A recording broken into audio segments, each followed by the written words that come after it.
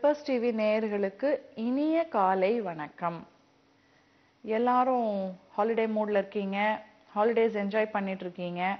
நல்லபடியா போயிட்டு இருக்கு ஹாலிடேஸ்ன்னு நினைக்கிறேன். எங்க ஆண்டி எங்க அப்பா எங்கேயுமே வெளியே கூட்டு போக மாட்டேங்கிறார் அப்படின்னு சொல்ற குட்டீஸுக்காகவே இந்த கதைன்னு வச்சுக்கோங்களேன். எனக்கு தெரிஞ்சு ஒரு சின்ன பொண்ணுன்னா ரொம்ப குட்டி பொண்ணுலாம் இல்லைங்க. அவங்க வந்து 10th முடிச்சிருக்காங்க. 10th முடிச்சிட்டு அடுத்து என்ன பண்ண போறோம் அப்படின்னு சொல்லி ஆலோசனை பண்ணிட்டு இருக்கிற ஸ்டேஜ். அப்போ அந்த பொண்ணு வந்து நிறைய பேர்கிட்ட போய் அட்வைஸ் கேட்குறா.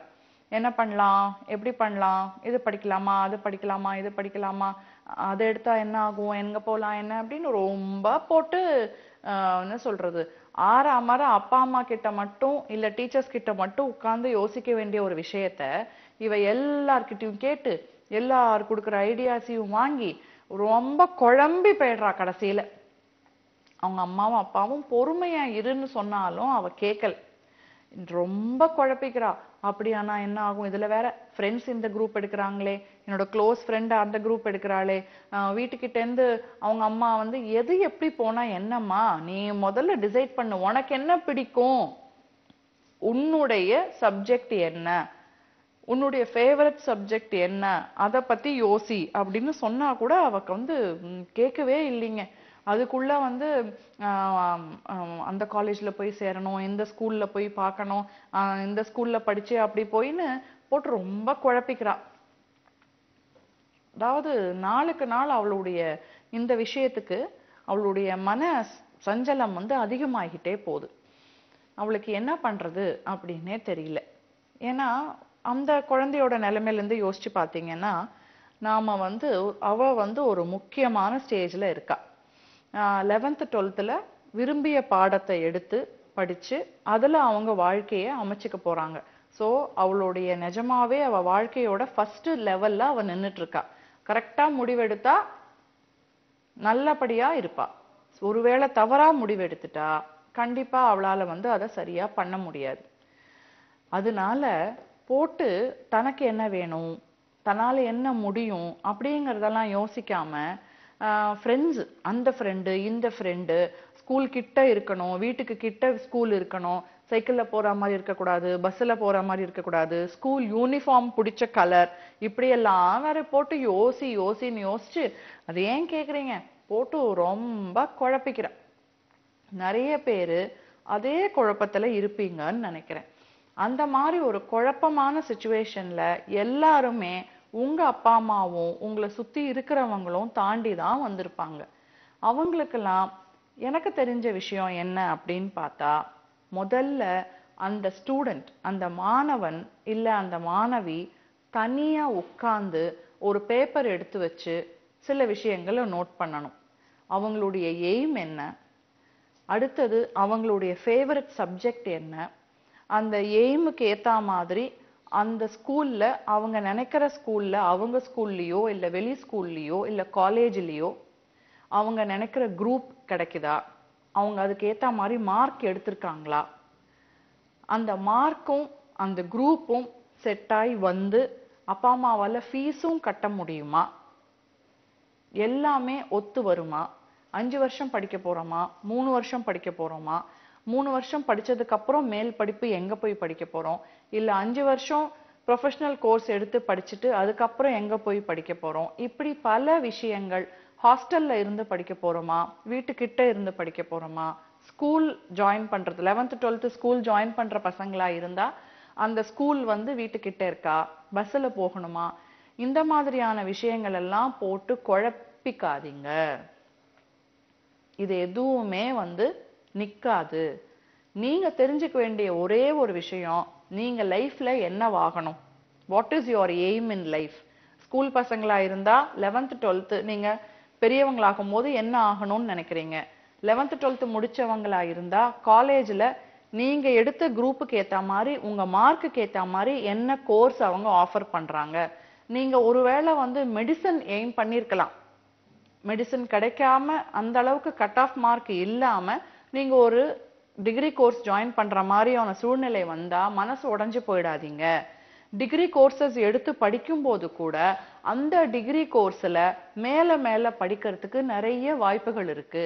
ஒரு உதாரணத்துக்கு இயற்பியல் எடுத்துக்கிட்டீங்கன்னா எம்எஸ்சி இயற்பியல் அதுக்கு மேல படிச்சு அவர் காலேஜ் ப்ரொஃபஸராவோ இல்ல ஒரு பயோடெக்னிக்கல் இன்ஜினியரிங் அந்த மாதிரிலாம் கூட படிக்கிறதுக்கு வந்து வாய்ப்பு இருக்கு பின்னாடி. அதனால ஒரு மெடிசன் அவன் எய்ம் பண்ணோம், நான் ரீவேல்யூவேஷன் போட போறேன், நான் வந்து இன்னொரு அட்டெம்ப்ட் போட போறேன் அப்படின்னு எல்லாம் உங்களை நீங்களே போட்டு கன்ஃபியூஸ் பண்ணிக்காதீங்க. நிறைய பேத்துக்கு வந்து அதே படிச்ச சப்ஜெக்ட திரும்ப படிக்கிறதுக்கு பிடிக்காம இருக்கும். ஒரு வருஷம் ஃபுல்லா நீங்க வெயிட் பண்ணணுங்கிறது கிடையாது. பின்னாடி வர ஜூன் ஜூலைலயே அவங்க அடுத்த எக்ஸாமுக்கும் வந்து ஆஃபர் பண்றாங்க. ஆனா அதெல்லாம் நீங்க அட்டெம்ப்ட் பண்ணாம உங்க குடும்ப சூழ்நிலை, உங்களுடைய பேரண்ட்ஸ் என்ன நினைக்கிறாங்க, உங்களால என்ன முடியும், உங்க டீச்சர்ஸ் உடைய அட்வைஸ், ஏன்னா நீங்க இந்த சப்ஜெக்ட்ல ஸ்ட்ராங் இந்த சப்ஜெக்ட்ல வீக் அப்படின்னு உங்களுக்கே தெரியும். அதுக்கு ஏத்த மாதிரி கரெக்டா முடிவெடுங்க. சில பேருக்கு வந்து பிளேன் ஓட்டுறதுக்கு கூட ஆசை இருக்கலாம், ஆனா சைக்கிள் ஓட்டுறதுக்கே அவங்க பயப்படலாம். அப்படி இருக்கும்போது பார்த்து தெளிவா தீர யோசனை பண்ணி உங்க மனசுல என்ன தோணுதோ அதை கரெக்டா டிசைட் பண்ணுங்க. அவங்க சொன்னாங்க இவங்க சொன்னாங்கன்னெலாம் உங்க ஃபியூச்சரை வந்து ஒரு குழப்பமான சூழ்நிலையில விட்டுறாதீங்க. அப்பா அம்மா உங்களுக்கு இதுதான் செட் ஆகும் அப்படின்னு ஃபீல் பண்ணாங்க, ஆனா நீங்க அதுக்கு நேர் மாறான வேற ஒரு கோர்ஸ் படிக்கணும்னு நினைக்கிறீங்கன்னா அப்பா அம்மா கிட்ட உட்கார்ந்து பேசுங்க. அப்பா கிட்டயோ அம்மா கிட்டயோ புரிய வைங்க. குடும்பத்துல 3 பேரும் உட்கார்ந்து, இந்த குடும்ப உறுப்பினர்கள் மட்டுமே உட்கார்ந்து தீர ஆலோசனை பண்ணி முடிவு பண்ணி அந்த பையனுடைய அந்த ஸ்டூடெண்ட்டுடைய ஸ்ட்ரென்த் என்ன, அவங்களுடைய எய்ம் என்ன, அந்த ஸ்ட்ரென்த்துக்கு ஏத்த மாதிரி அந்த எய்முக்கு ஏத்த மாதிரி அவங்க செலக்ட் பண்ணிருக்காங்களா, அவங்களுடைய ஸ்ட்ரென்த்துக்கு ஏத்த மாதிரி தான் அந்த கோர்ஸ் அவங்க முடிவு பண்ணிருக்காங்களா அப்படிங்கறத மட்டும் யோசிங்க. அந்த கோர்ஸ் ஃபீஸ் உங்களால கட்ட முடியுமா, ஸ்காலர்ஷிப் வாங்குறதுக்கு வாய்ப்பு இருக்கா, இப்படியெல்லாம் பல விஷயங்களை யோசனை பண்ணுங்க. எல்லார்கிட்டையும் போய் எல்லாமே கேட்டுக்கிட்டு இருக்காதீங்க. ஏன்னா நிறைய பேரு நிறைய அட்வைஸ் கொடுப்பாங்க. சில சமயம் ரொம்ப தெரிஞ்ச மாதிரி இதைதான் நீ பண்ணணும் அதை தான் நீ பண்ணணும்னு ஆணித்தரமா சொல்றவங்களும் இருக்காங்க. என் குடும்பத்துல எப்பவுமே இன்ஜினியர் தான்ப்பா, என்னோட மாமா பையன் டாக்டர், என் அத்தை பொண்ணு இன்ஜினியர், அவங்க இப்படி இவங்க அப்படி, அதனால நீயும் அதை தான் படிக்கணும் அப்படின்னு இன்ட்ரெஸ்ட் இல்லாம குடும்ப பெருமைக்காக தேவையில்லாத ஒரு விஷயத்த குழந்தைங்க கிட்ட திணிச்சிடாதீங்க. டியர் பேரண்ட்ஸ், இது ஒரு ரிக்வெஸ்ட் தான். நீங்க உங்க பசங்களுக்கு என்ன பண்ணணும்னு நினைக்கிறீங்கிறத விட அவங்க அவங்களுக்கு அவங்க என்ன பண்ணிக்கணும்னு நினைக்கிறாங்க அப்படிங்கறத யோசனை பண்ணுங்க. அந்த ஆங்கிள் முடிவு பண்ணுங்க. கண்டிப்பா சக்சஸ்ஃபுல்லா இருப்பாங்க உங்க பசங்க. அவங்களுடைய ஐடியாஸையும் கேட்டுக்கோங்க. அதே சமயம் உங்களால என்ன முடியும் முடியாது ஃபைனான்சியலி அப்படிங்கறதையும் தெளிவா சொல்லிடுங்க. ஆனா அவங்க எடுக்க போற முடிவு அவங்களதாவே இருக்கட்டும். எந்த வகையிலையும் நீங்க வந்து அவங்கள ஃபோர்ஸ் பண்ணாதீங்க, இன்ஃப்ளூயன்ஸ் பண்ணாதீங்க. அப்புறம் இந்த காலத்து பசங்க ரொம்ப உஷாருங்க. நீ சொன்னேன்னு தான் நான் படிச்சேன், எனக்கு தெரியாது அப்படின்னு கையை விரிச்சிட்டு போயிட்டே இருப்பாங்க. அதனால யாருடைய முடிவு எப்படி போனாலும் இது நம்ம பசங்களுடைய ஃபியூச்சர். அதனால படிக்க போறவங்களுடைய முடிவை அவங்க சுதந்திரமா எடுக்கிறதுக்கு பாருங்க. இன்னைக்கு ஜெனரல் ஸ்டோரி ஜெனரல் அட்வைஸோட இன்னைக்கு உங்களை பார்த்துருக்கேன். நாளைக்கு வேறொரு கதையோட உங்களை சந்திக்கிறேன். நன்றி, வணக்கம்.